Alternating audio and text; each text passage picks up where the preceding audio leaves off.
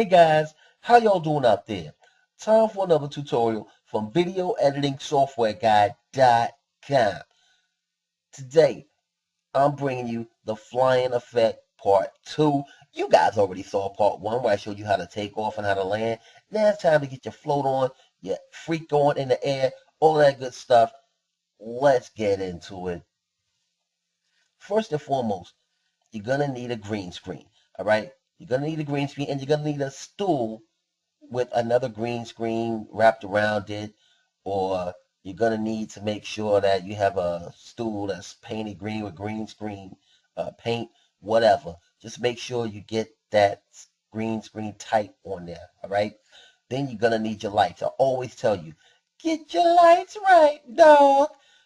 You're going to need to have your 2 lights on your green screen with diffuser boxes on them, and you're also going to need a key light and a fill light.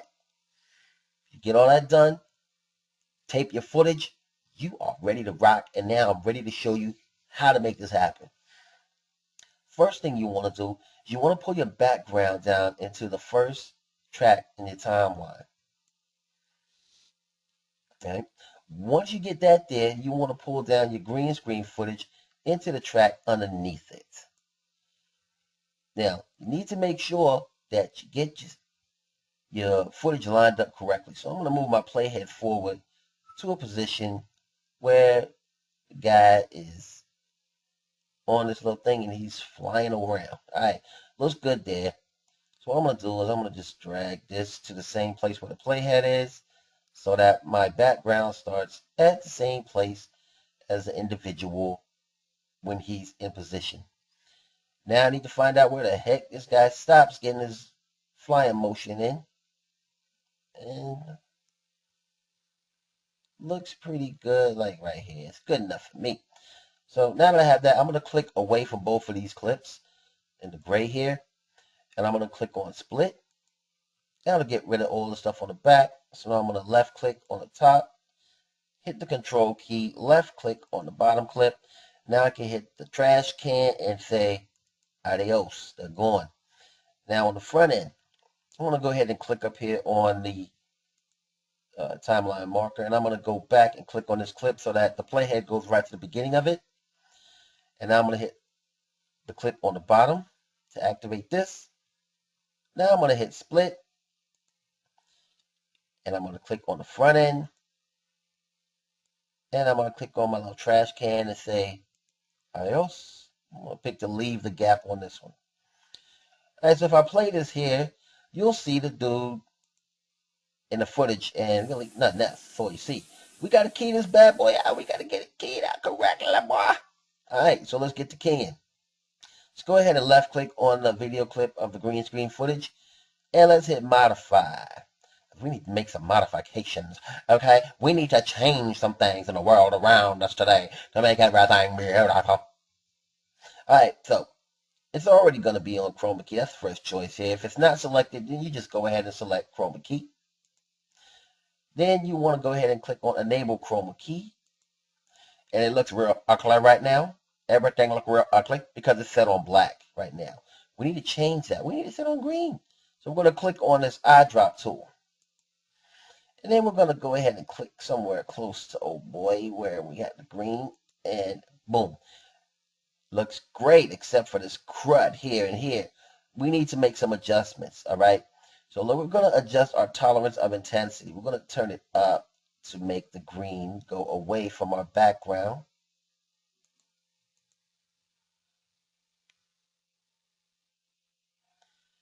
Let's see.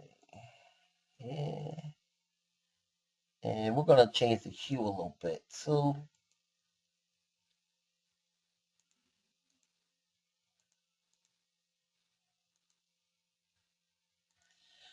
Basically, you just want to make sure you don't see any green, and you also want to make sure nothing is disappearing off your screen. Because right now, if you see, if I hit down, you see my foot comes back. See right here? If I hit up, freaking foot disappears again. I don't want my foot gone. I need my feet. So now, looks pretty good. I think we got it where we want it here. Just making sure these last few adjustments. I like this. All right. So now that I have that set up, I need to get all this crap the heck out of here. I don't want my dang flying guy to be flying through lights and the table and stuff. Got to be flying through the air and the air alone. All right. So I'm going to click on the mask tab. And then we're going to go ahead and select the mask that we want to use. And I like this one. You can use whatever one suits you. Now, an important thing here you got to remember. We want to mask this out, but we want to have control to freely transform some of this stuff. Right now it says maintain mask aspect ratio. So if I try to move where any of these dots are, it's going to make the whole size of the whole thing bigger or smaller or what have you. So what we need to do is click on and uncheck maintain aspect ratio. And now I can move each little dot where I want it to be and mask out this guy how I want him to be masked out.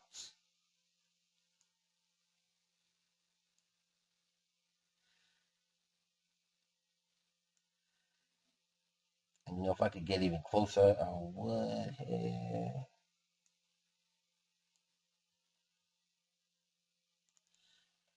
And I like that.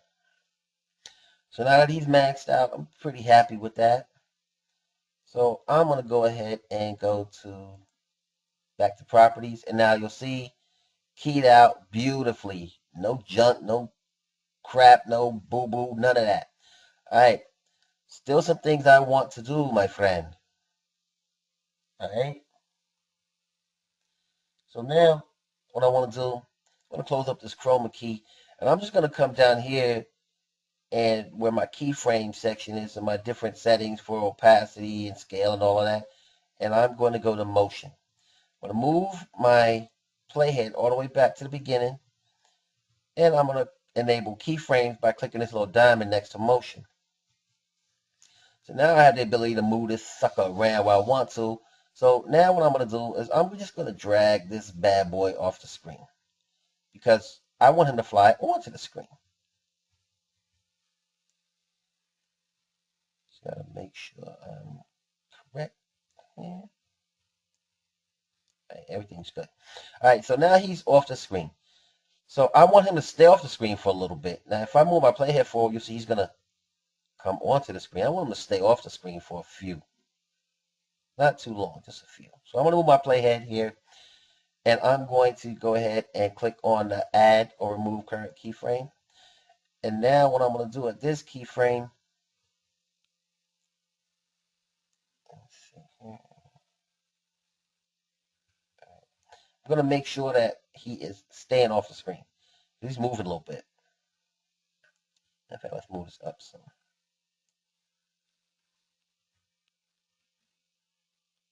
And what I'm going to do is I'm going to right click on this and do duplicate previous keyframe. Now you see he moved back to the beginning. So now for this whole first part, if I play it, dude's going to stay off the screen until that. Now he's going to try to move into place. And this last keyframe where I started is going to be the middle of the screen. So he's basically trying to get to this keyframe. Basically, when you use the keyframes, they're just trying to get to the next one. That's all they're doing. All right. So now that I know he's not going to be on the screen on these two frames that I created, I want to create a new keyframe kind of close to the other one. So I'm going to go ahead and add a keyframe here. But this keyframe, this sucker is going to be in the middle of the screen. What that's going to do is it's going to make him go real fast from here to there. So you'll see. And it's going to stay there because remember, the last keyframe is the middle of the screen. So if I hit play, he's not, and then he's going to jump on the screen real fast. Cool beans. All right, I showed you how to do that. People will ask me, Hank, I always show you how to do these things, don't I? Because I love you. All right, so next thing you want to do is, I don't want this guy just in the middle of the screen either. I want some movement. So I'm just going to move the playhead to a few different positions, add a keyframe, maybe move him up some, then go, doesn't have to be the same amount. Just play with it a little bit. Add another keyframe, move the guy maybe down, and just keep doing that give some movement to the guy. You know, you could even move forward a little bit, move backwards a little bit. It's really up to you how you want to do it. Leave it in your hands, my friend.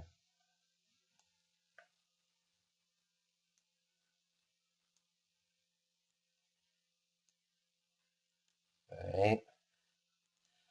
So just keep making your adjustments how you want.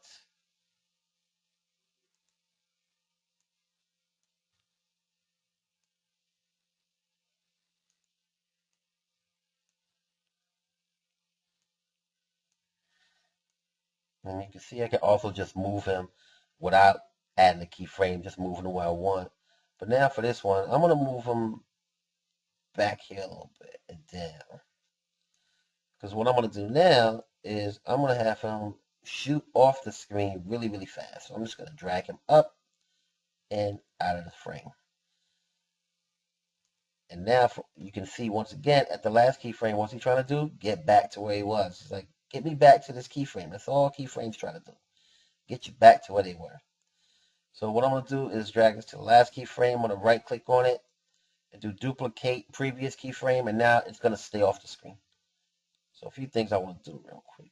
And I'll just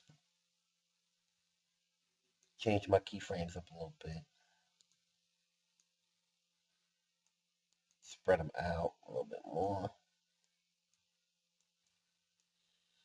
And you can be really precise or not with this. It's up to you how you want to do it.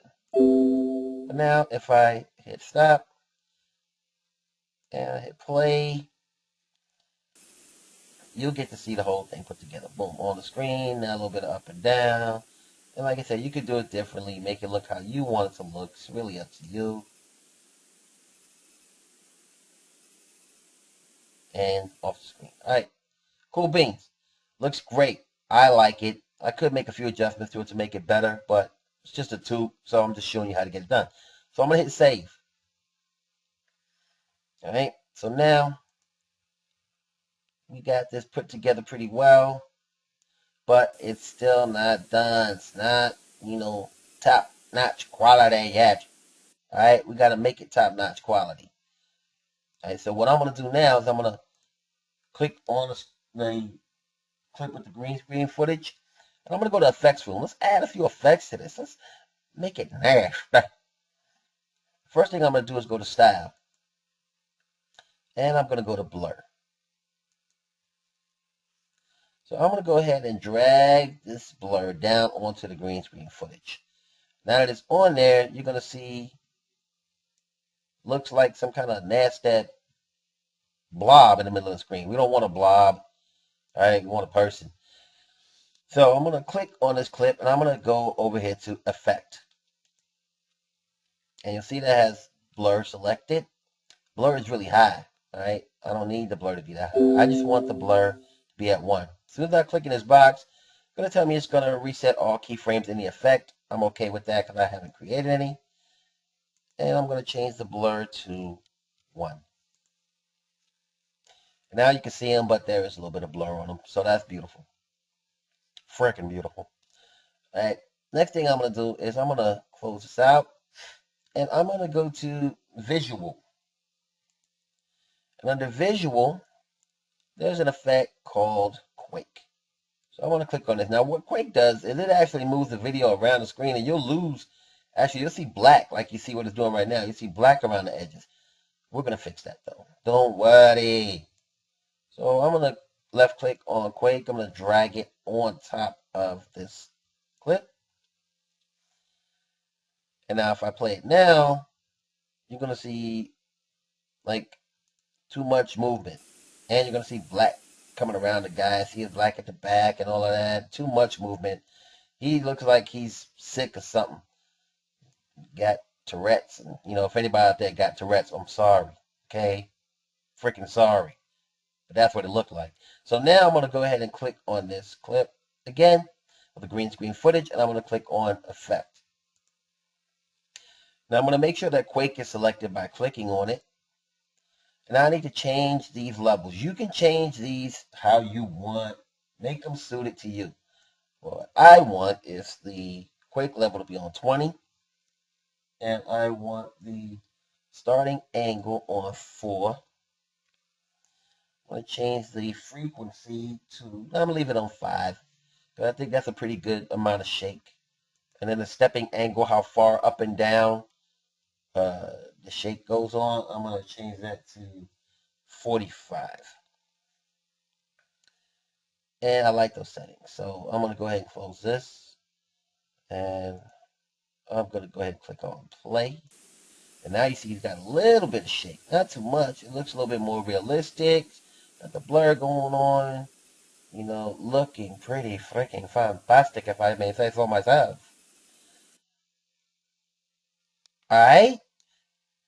That's it. You're done. The flying effect part 2 with Cyberlink PowerDirector 11 Ultimate. Alright, guys. You know the routine, but I'm going to tell you anyway. The button with the thumb pointed in the upward direction. Click it, like it, live it, love it, hug it. Comments. Leave me your comments. All right. I'll try to help you if you need help. If I can't help you, I'll point you in the right direction and get you the help you deserve. Also, leave a video response. If you make this video, okay, you make this flying effect with Cyberlink PowerDirector 11, leave a video response. Let me see what you created watching this tutorial, all right? Share it with the freaking YouTube community, people. And last, but definitely not least, don't you ever forget to subscribe.